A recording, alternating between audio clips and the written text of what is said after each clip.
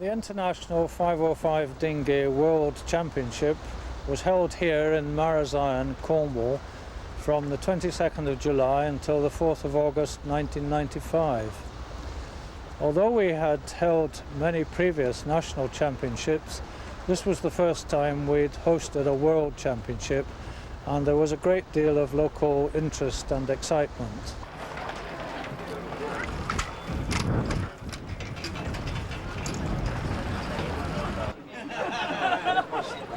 Village over there. Straight across the bay. No. Quite have you been here, isn't it? The event was organised by the UK International 505 Association and Mounts Bay Sailing Club.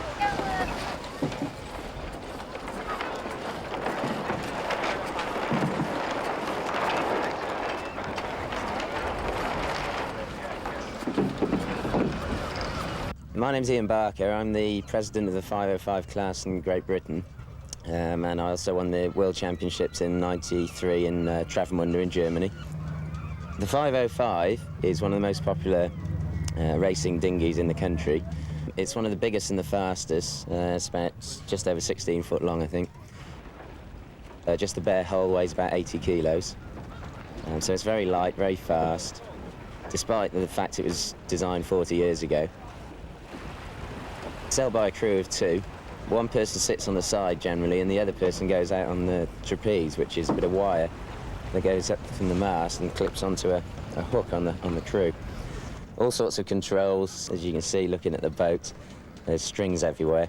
They're all controls to optimise the sails and the rig for particular wind strengths and directions. You can bend the mast with about 3 different bits of string, which will flatten the sail or fill the sail out. And there's all sorts of other gadgets in the boat for changing the size and the shape of the rig. The trick in these boats is to get all that sorted so you can keep your optimum speed all the time without getting tangled up in knots. Usually, the average size of people sailing this boat is about 11 stone man and a 13, 14 stone crew. So I'm sort of 9 stone, so I've got a 2 stone disadvantage before I even start. But it does give me an advantage in other ways as well. When the wind's lighter, I actually have an advantage against the heavier people. But I'm sailing on a like-for-like basis with all the men, and I hope to have just as good a chance of doing well as they have. As a venue, Marazion is perfect. The bay being sheltered in a horseshoe shape means that we're not likely to lose races because it being too rough. But at the same time, being on the peninsula here, we're quite exposed and we should get quite nice exciting sailing, and also nice big rolling waves in from the sea, which just makes it more fun and just more exhilarating for the sailors. So the key players and the potential winners of the championship are really from the United States. There's a top American sailor who's coming over called Howard Hamlin. We've also got ex-world champions coming over, and they are the Swede Christian Bergström and the Danish sailor Jørgen Schonner. All these people have won the Worlds in the past, and they're obviously desperate to retain that title or regain the title after a few years away from winning it. I'm very proud to be able to invite all the foreign competitors to this part of the world for what will be the biggest and the best Worlds for many, many years.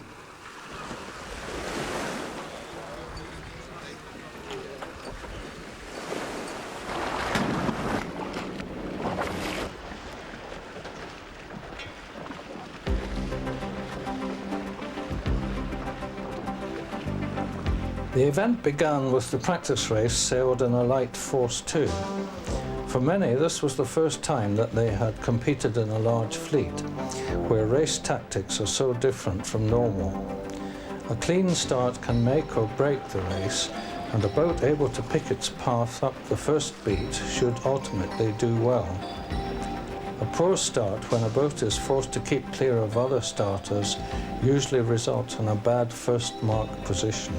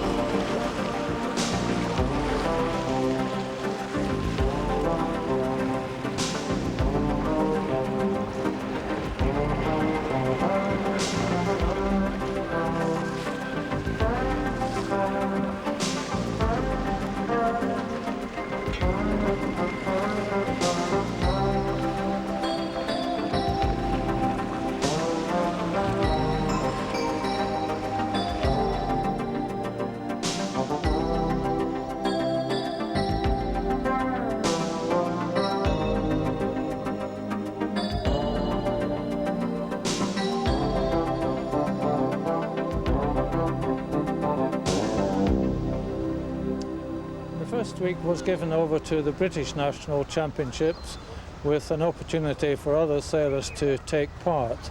This gives competitors a chance to fine-tune their equipment and to get used to the sailing conditions.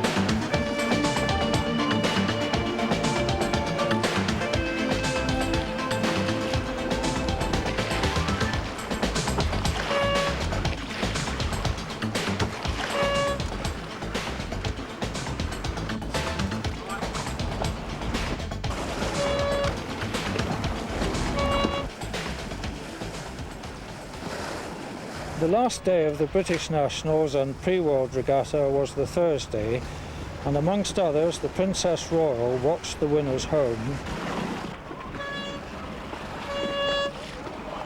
was introduced to the guest sailors, and gave away the prizes.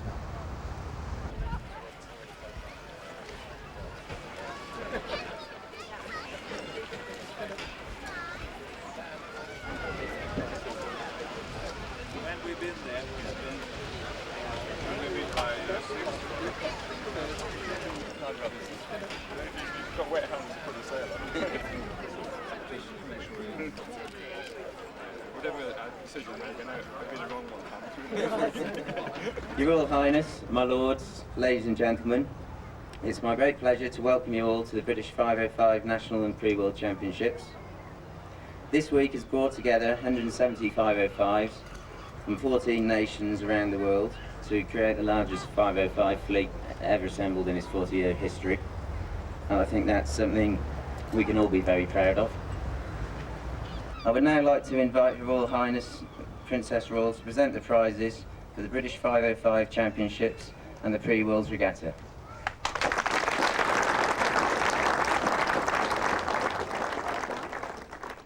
The 1995 national champion, Jeremy Robinson, and the great Bill Masterman.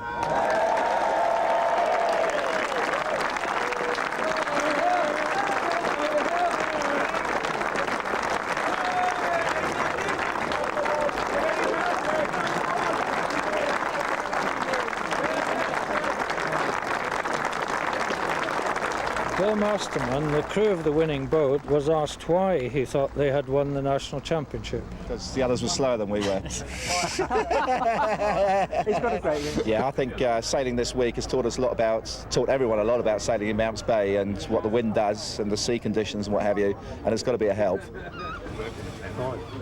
I think what's become apparent is there's 2 or 3 fast foreigners, but there's also a good British team as well, and I think hopefully the Brits will be up there, and hopefully we'll have a British world champion again. See what happens.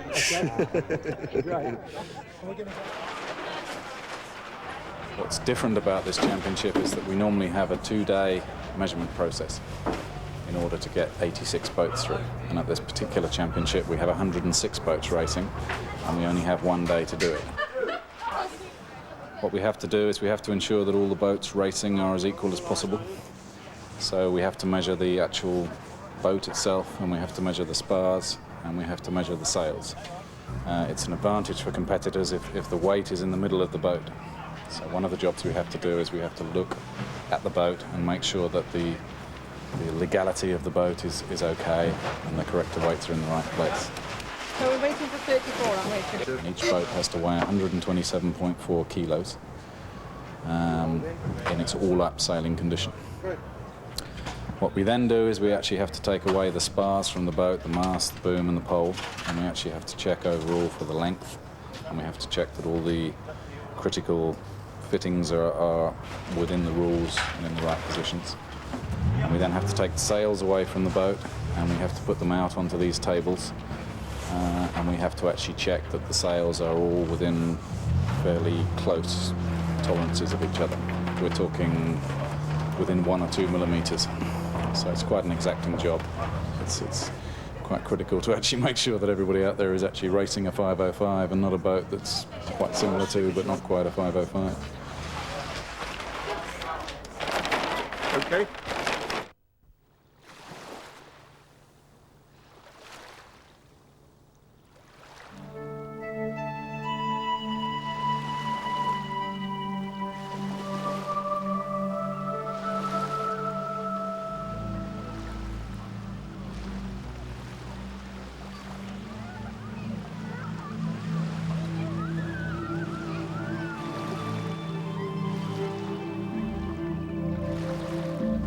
All competitors were invited to a reception and tour of St Michael's Mount by Lord and Lady St Leven, who live in this historic castle.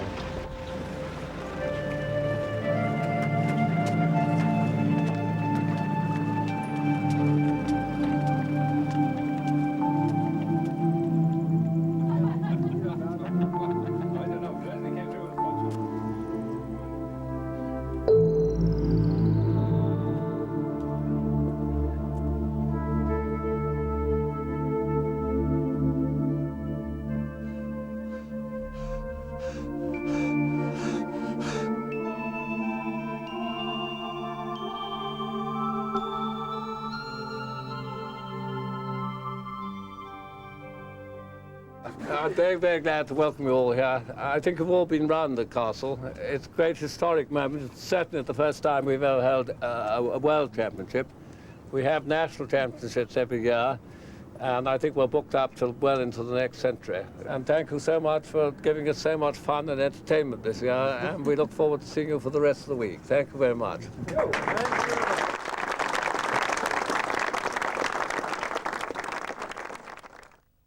The start of the World Championship was signified by the firing of a cannon from the battlements.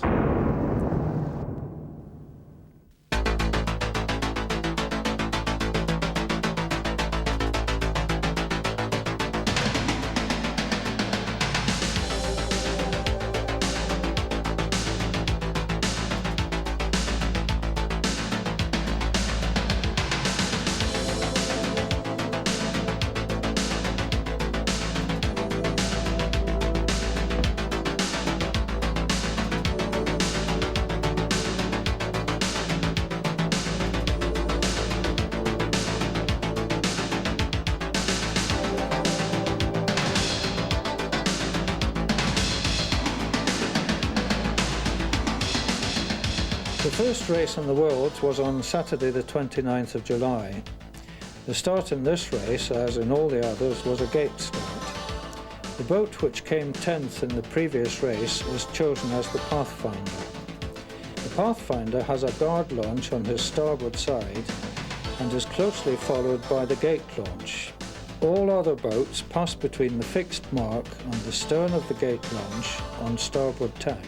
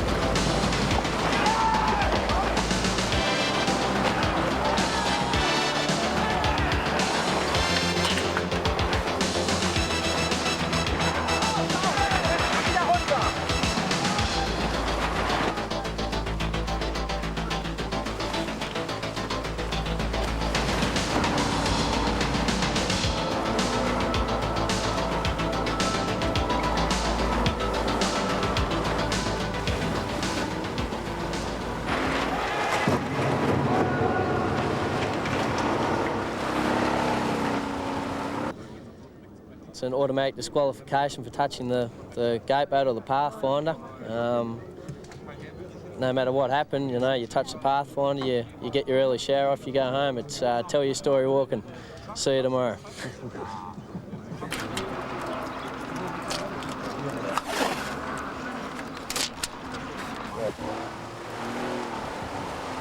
There was an interval of 10 minutes before the restart. On this occasion, the Pathfinder was a Swedish boat sailed by Abbe Rosen, who went on to win the race. Sometimes it's an advantage to be Pathfinder, but by no means always.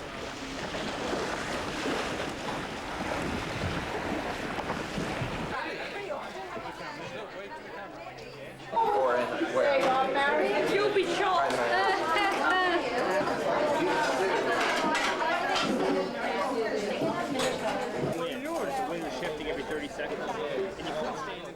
The Governing Committee meeting held at 6 o'clock tonight, and we expect at least one member from each country to attend. Thank you. Sunday was characterised by light winds which caused a postponement. An attempt was made to hold the race, but the wind which was forecast never materialised and the race could not be sailed. The wind was light again on Monday, but we managed to hold the race. First to the windward mark and eventual winners were Britain's Mike Holmes and Paul Young. Here again it proved to be lucky to be the Pathfinder. We were very lucky. We were the boat that finished 10th in the first race, so we had to be the Pathfinder today. That means that we're pretty much committed to going to the right-hand side of the course. Unfortunately, that paid. We were on a lift coming out of the starting area. We managed to sail on that tack, probably halfway up the first beat, getting lifted all the time. Normally that would be disastrous because the boats who've gone out above you, as they then tack, you're then below them. But in fact, the tide sweeping round the bay was actually pushing us up underneath them. So by the time they actually all tacked, we had about a 300-400 yard lead. And we managed to hold that one all the way through the race. A bit tricky at times, particularly down the run. The breeze dropped right off and then filled in from behind, so all the boats coming down the run behind us kind of effectively blanket the wind and cut you off. At the same time, the race officer moved the mark to allow for the tide moved it round to the right-hand side.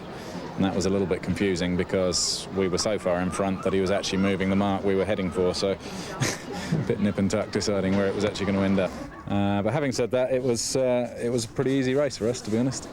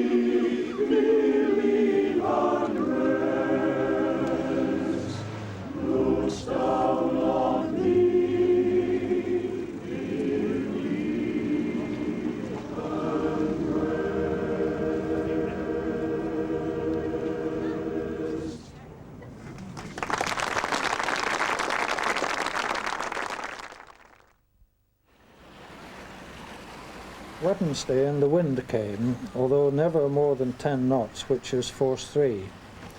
This time it was Ian Barker of Great Britain who was pathfinder, but it was 4 times world champion Peter Colclough, crewed by his son Ben, who was first at the windward mark, a position he maintained for the whole race.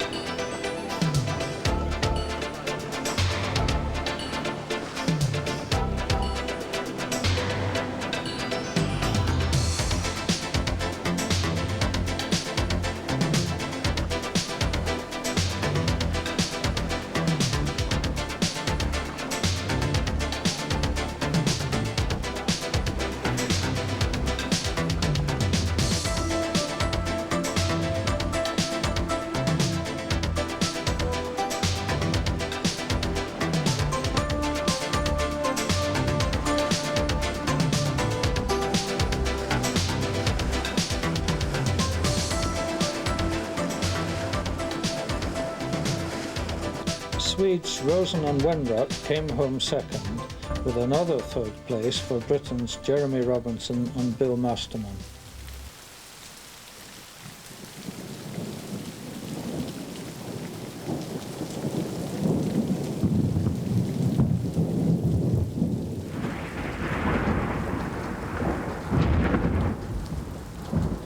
Thursday's race was preceded by a spectacular thunderstorm. This cleared to give a good sailing breeze up to 15 knots, force 4.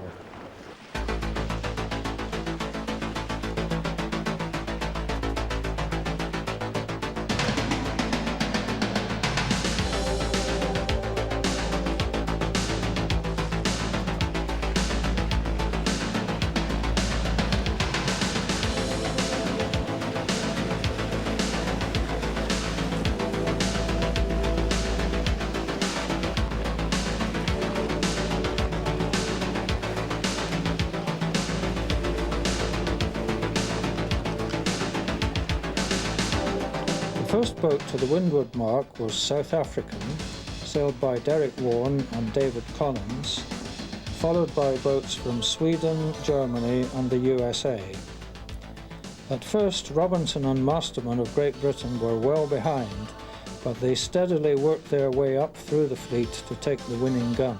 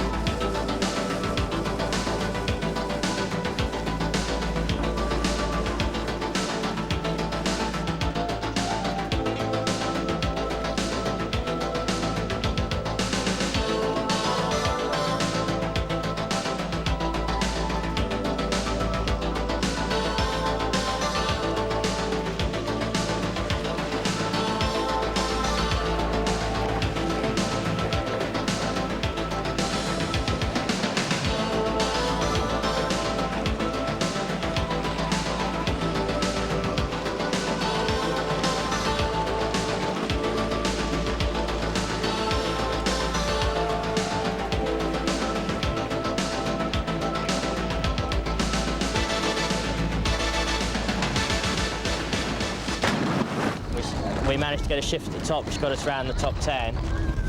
Then the next beat, we just sailed upwind and just took the shifts. And we had good speed, and that's how we came through, really. Well, of course, my job is to steer. I'm not allowed to look around. If I do, I get shouted at by David. So when he told me we were first at the weather mark, it was unbelievable. And it's really quite an achievement for us. It really is. I'm very proud of it. The frustration of light winds throughout the week was matched only by the frustration on the last day when the wind proved to be too strong. And unfortunately, despite 2 postponements, the wind never dropped sufficiently for the race to be held.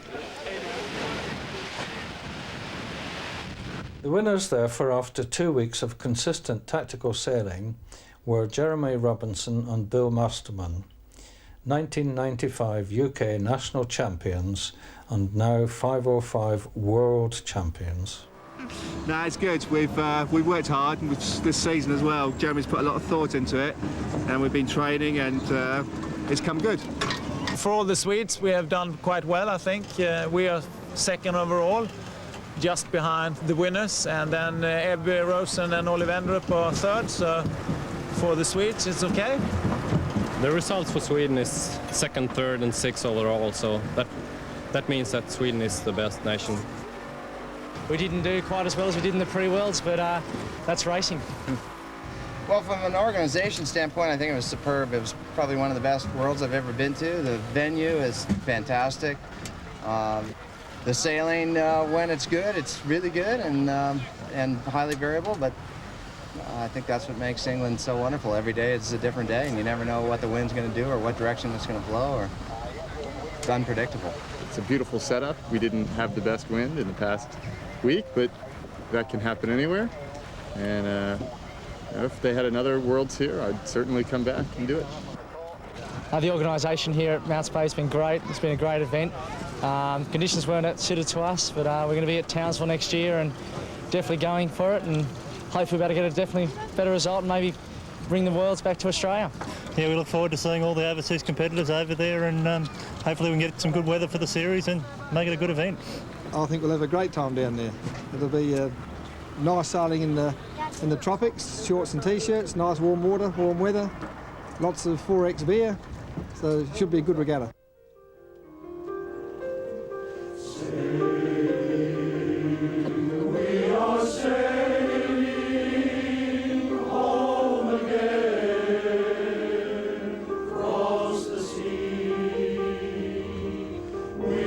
Say